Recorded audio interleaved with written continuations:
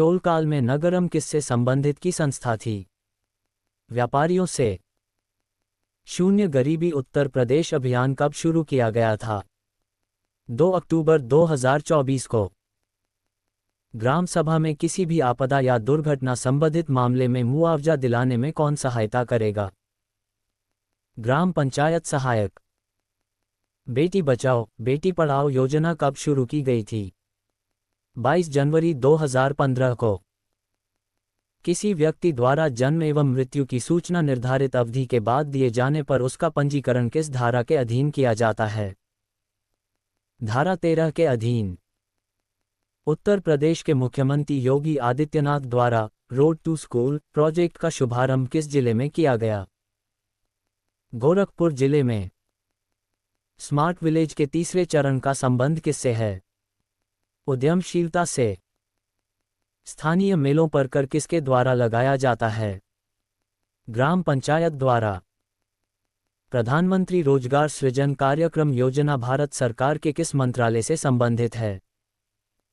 सूक्ष्म, लघु और उद्यम मंत्रालय से। 5वीं पंचवर्षीय योजना किसके द्वारा तैयार की गई थी? डीपी धर के द्वारा। मानव संसाधन विकास मंत्रालय द्वारा मध्याह्न भोजन योजना कब लागू की गई थी?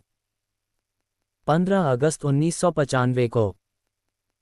किस योजना को परिवर्तित करके राष्ट्रीय ग्रामीण आजीविका मिशन कर दिया गया है? स्वर्ण जयंती ग्राम स्वरोजगार योजना को। शहरी भारत में ढांचागत कमियों के निराकरण के लिए वर्ष 2005 में शुरू किए गए कार्यक्रम का नाम क्या है?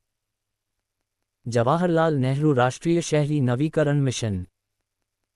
राष्ट्रीय निवेश कोष की स्थापना कब की गई थी? नवंबर 2005 में। सामान्य सेवा केंद्र CSC पर कौन सी सेवाएं प्रदान की जाती है?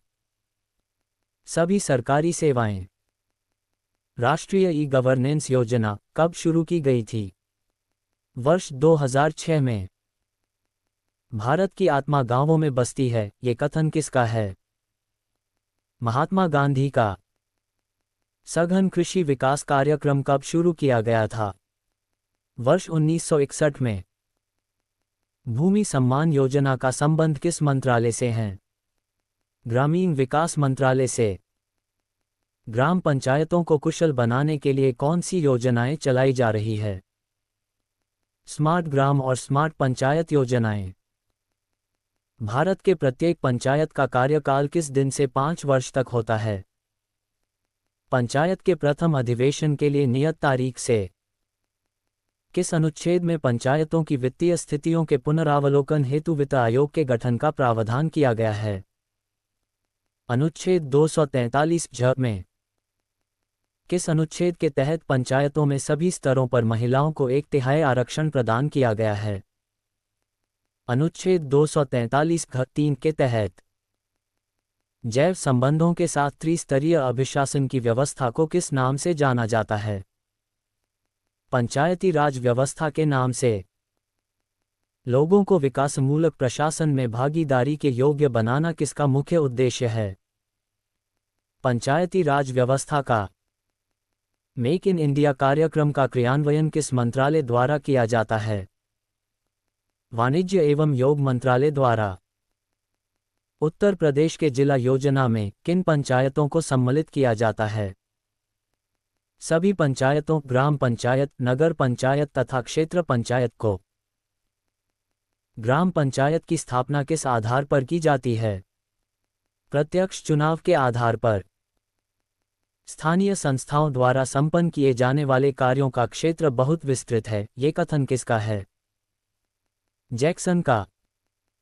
पंचायतों में महिलाओं को आरक्षण कब तक दिया जाएगा? वर्ष 2050 तक। देश में मजबूत एवं जीवंत पंचायती राज संस्थाओं की बुनियाद रखना किस संविधान संशोधन के तहत प्रावधान किया गया? 73वां संविधान संशोधन अधिनियम 1992 के तहत। नीति आयोग किस सिद्धांत पर आधारित है? सहकारी संघवाद के सिद्धांत पर।